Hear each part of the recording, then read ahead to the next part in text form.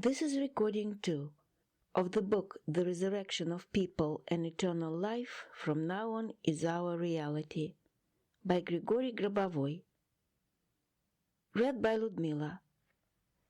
August 2015. Introduction continued. In the books of this series, we examine how the past, the present, and the future can be changed based on the knowledge of the fundamental laws of the organization of the world and in accordance with the objective of actualization of eternal life. In reality, this is only from the perspective of ordinary waking consciousness, which is, I will repeat, consciousness that uses a three-dimensional space and time model. Only from the viewpoint of such consciousness, the past lives were in the past, or past events of this life were in the past. The present exists in the present, and the future will exist in the future. In actual fact, or more accurately, for someone who has attained a higher state of consciousness, all of these, the past, the present, and the future, exist simultaneously. Or, to put it another way, they are in a static state. Let's recall, quote, "And he swore that there should be time no longer," unquote. This is exactly why it is possible to transition a person from the past into the present. That is, someone who has gone can be brought back into our world again. Furthermore, the returned does not regard his return as something out of the common, and even more so as something improbable. For him all this is a matter of course. He perceives this transition, just as someone in his daily life perceives the transition to a normal condition of health after the recovery from the cold or the flu. You can hear it for yourself if you talk to one of those who have come back. At present, their numbers are growing every day. Several words must be said about the difference between two approaches to comprehending the world. One of them is the approach of a scientist. The other is the approach of someone who exercises a harmonious spiritual control of reality, which can be characterized as inner seeing. The first approach is well known.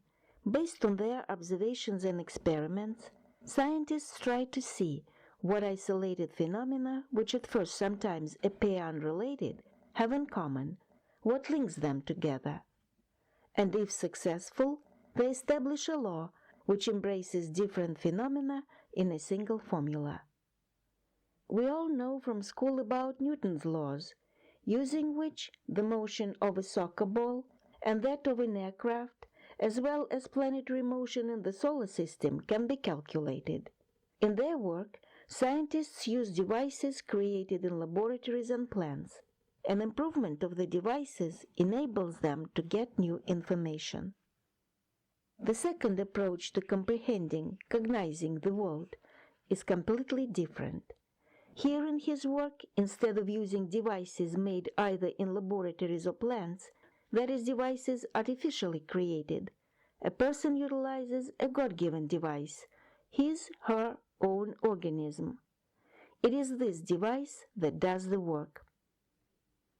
And I can say right away that all the books of this series are based on this second approach. And as we will see further, this particular approach should be the first and the main one. But we can already say that the need to overcome the existing threat of global destruction and establish a spiritual control over the technological expansion proves it. For it is clear that continued accumulative advancement of technical systems can become dangerous unless they are based on control through human consciousness, since it is consciousness that develops harmoniously along with the development of the entire world.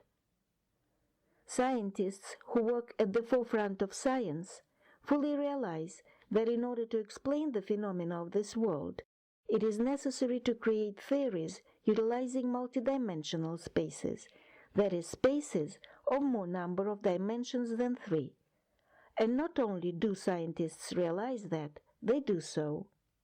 However, if they are not capable of perceiving such spaces, their potential will be significantly limited from the start. That is why, here too, just as everywhere else, the objective is to somehow overcome the limitations of our present perception. But the question is how it can be done. This question concerns every person, regardless of his/her occupation. This is one of the key questions. As I said earlier, changing the state of consciousness and ascending to ever higher states of consciousness is an overriding priority for man.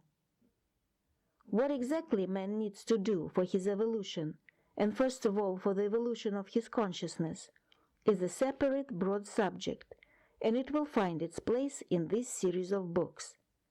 But in order that you, without delay, could begin changing your system and start harmonizing its functioning with the pulse of the universe, there are exercises for every day of the month provided at the end of the book, in the appendix.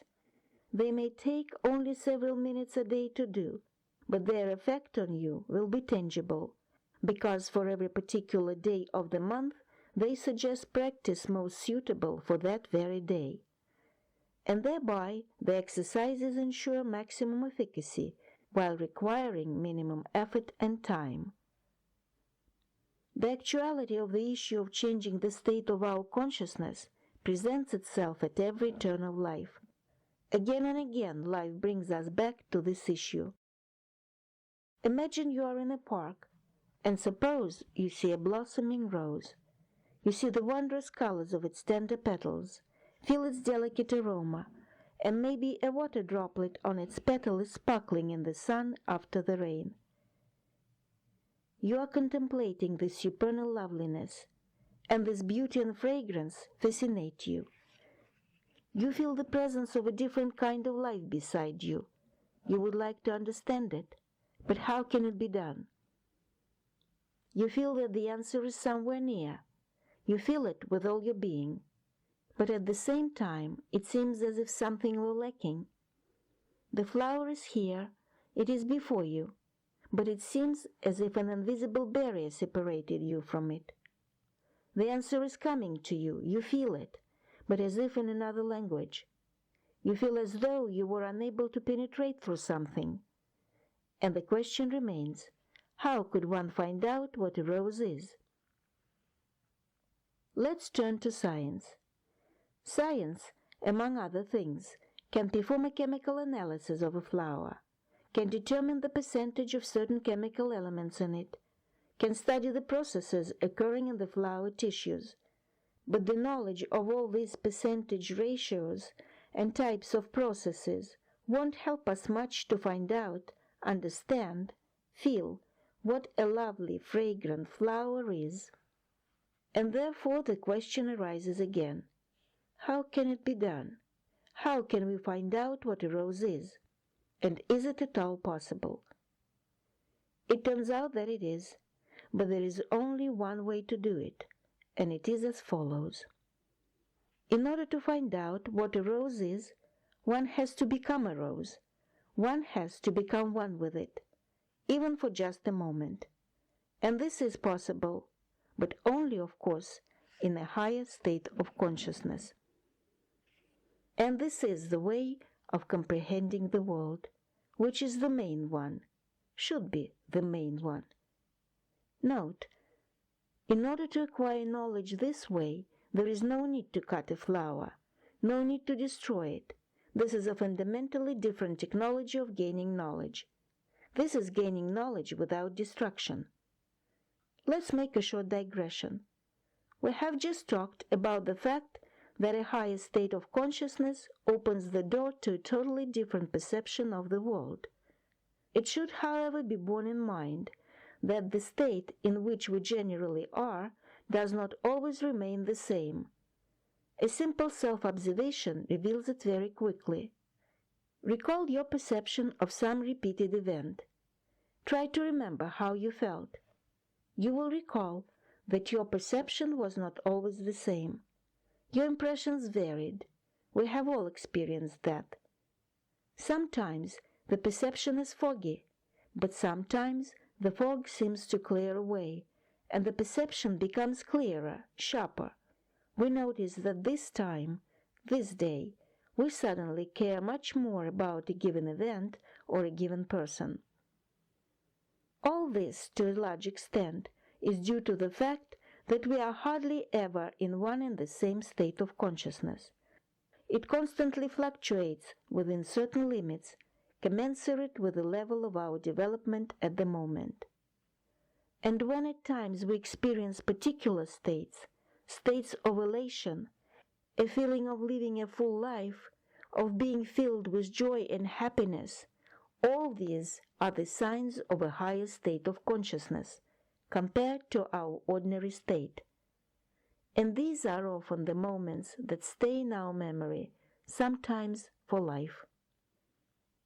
Of course, a sudden shift from our ordinary state to a fairly high state of consciousness can happen too, in which case a person will experience something similar to illumination, bliss, overwhelming joy of being.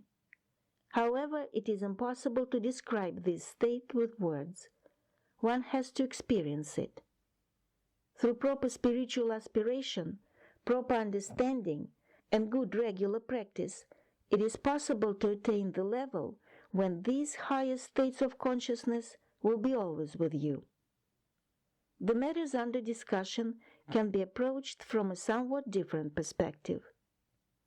Suppose that in the storeroom or in the attic of your summer house you stumble upon the magnifying glass you once put there.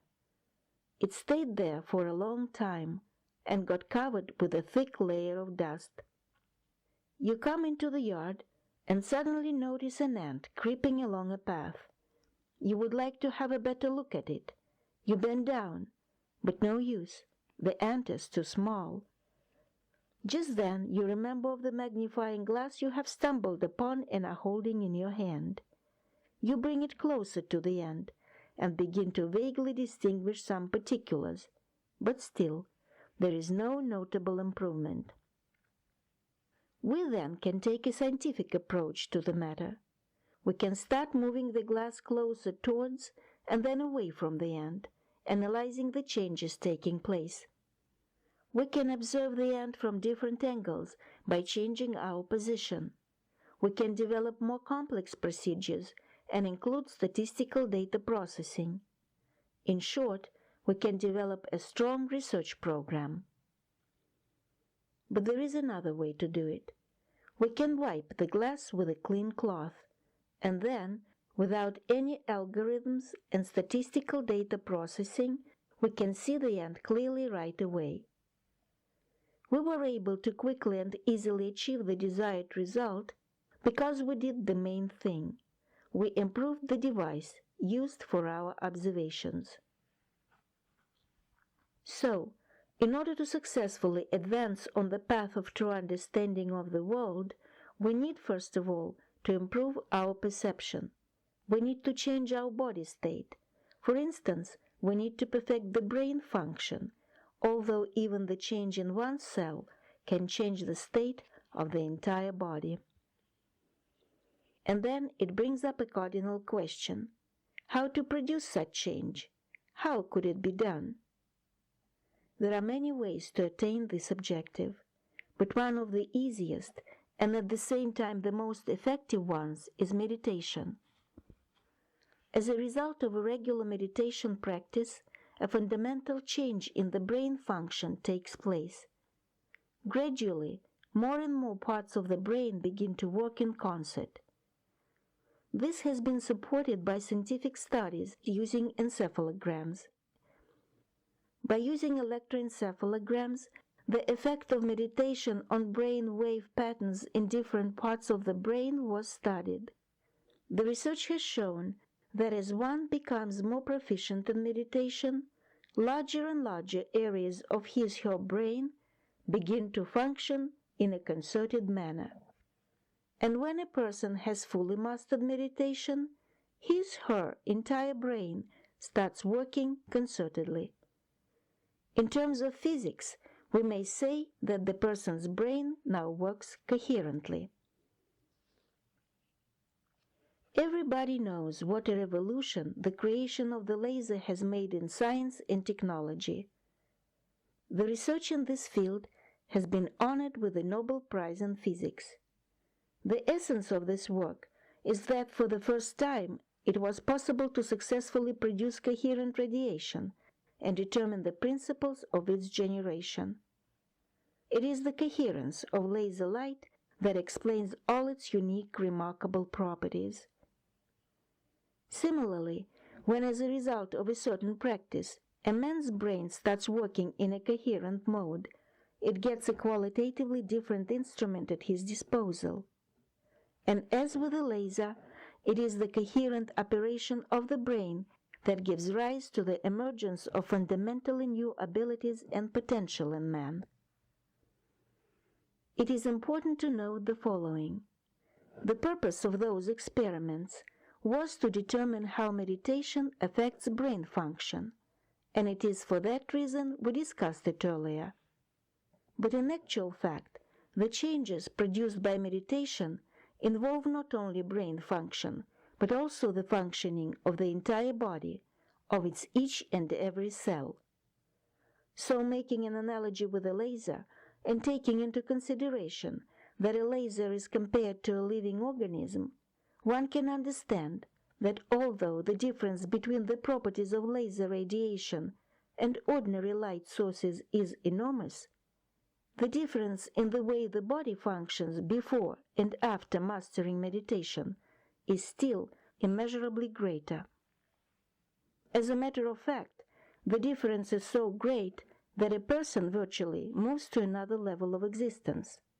For it should be borne in mind that a human organism is a system with infinite capacities for self-improvement, and it is hard even to imagine all potentialities of this system.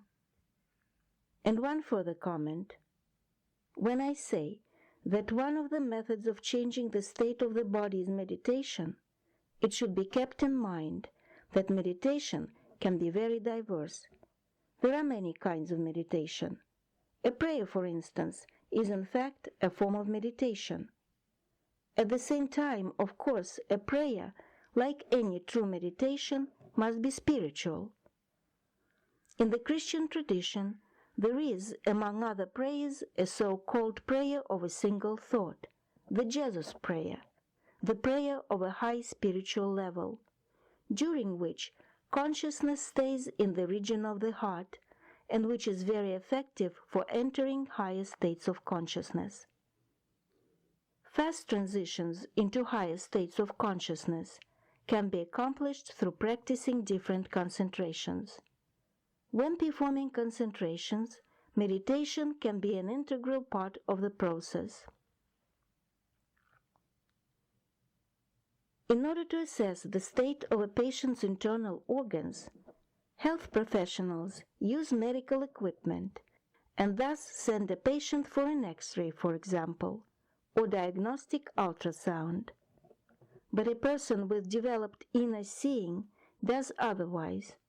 He uses his own organism as a device. He shifts it into the proper operation mode and can see a patient's internal organs by means of clairvoyance. Not only is it possible to see internal organs by means of clairvoyance, but also learn what they are for, as well as how to restore them. What is more, through the use of clairvoyance, the answer to a question is obtained instantaneously. Here we do not have to, as in scientific approach, conduct experiments, accumulate data, analyze it, search for regularities, etc. All this work, in fact, is done in order to obtain an answer. But in actual fact, the answer already exists somewhere. We only have to take it. Indeed, suppose, for example, we are interested in an organ such as the appendix and would like to know what purpose it serves. It is clear that to nature its purpose is known. So the answer already exists. We only need to stretch out our hand and take it. And it can be done using clairvoyance. Clairvoyance is a universal way of accessing information. What could such method of obtaining information be compared with? In fact, we have something similar in our life today. It is a global net, Internet. This net allows us to access any information within the net from any part of the world. So, it turns out that there is something like a cosmic net, a universal net, where there is data about everything. A man in this case can be compared to an operator. Then clairvoyance is a way for an operator to enter the cosmic net with an inquiry, and the speed of response there is so great that the answer is given instantaneously. I will note that rather than the cosmic net, it is in fact better to refer to it as a universal information field. This raises an interesting question. How are discoveries made? The discoveries, sometimes outstanding, are made in various areas of life. Especially it applies to science. But of course, in other fields they are made too. For example, a certain change in a plant technological process or in society. This is indeed one of the phenomena of our life. Though in terms of making discoveries, science perhaps is the most telling example. Well, the question that arises is, what can be said from the given point of view about the discoveries made by people who do not have clairvoyance? When a person has a brilliant idea and makes a discovery, this idea, this answer to his/her search, comes of course from the same database, from the cosmic net database. And in a sense, it is not fortuitous that this answer comes to him or her. Not fortuitous in the sense that it is often obtained as a result of long years of search and hard work. But it is impossible to tell when the answer will come, and if it will come at all. So it should be admitted that this breakthrough to the database is unfortunately, nonetheless, accidental, for it is not controlled, it is not controllable. We can make the following comparison. Suppose there are two people who are in need of water. One of them puts his palms together, outstretches his arms, waiting for the rain to come, so that he can get some water. The other knows about the existence of a water supply system. More importantly, he knows how to use it. So when he needs water, he just comes up to a tap and turns it on, and he fills either a glass or a bucket or an entire tank with water as needed.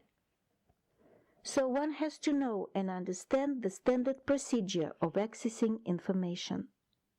The fact is that there are a great many questions, but too few accidental breakthroughs to the answers.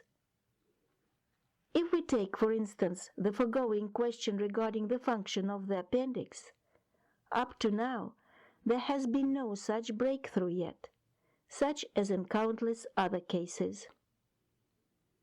The foregoing requires one important comment. By way of illustration, I have compared the use of clairvoyance with entry into the cosmic net, where one can find the answer to any question. This comparison is more a reflection of an external side of the phenomenon. It does not reflect its intrinsic profundity, its multivariance, and thus certain clarifications are needed.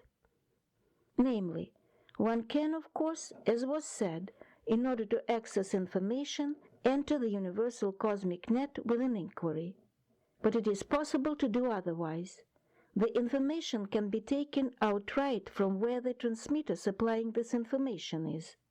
In fact, and this is very important, the information already exists in the status of a person asking a question. That is, as direct knowledge, when this information, yet undeciphered, that is, having not yet been brought to a person's conscious awareness, already determines his/her behavior. In order for a person to be able to instantaneously recognize and use it, to consciously determine his/her behavior, a high level of consciousness development is required. And this is the very objective I spoke of. Earlier I mentioned the problem of the appendix. By way of example, let's look into the matter a little deeper. Contemporary science, I repeat, does not yet really know what the appendix is and what role it plays. But by means of clairvoyance, it is possible to learn everything about the appendix. It turns out it is an important organ. It has several functions. One of them is as follows. The appendix projects the left hemisphere of the brain on the right hemisphere through the immune system of the body. And one of the functions of the appendix is to support the balance of these systems. If the appendix has been removed, the reserve recovery function of the immune system weakens. In this case, the immune system for reproduction now has to be projected within either the left or the right hemisphere, which overstresses the brain, leads to elevation of intracranial pressure, as well as to other undesirable consequences. Thereby, the appendix appears in a completely new light. In fact, we discover it for the first time. Amazing things can be told about other organs as well. Just take the pituitary alone. End of recording 2.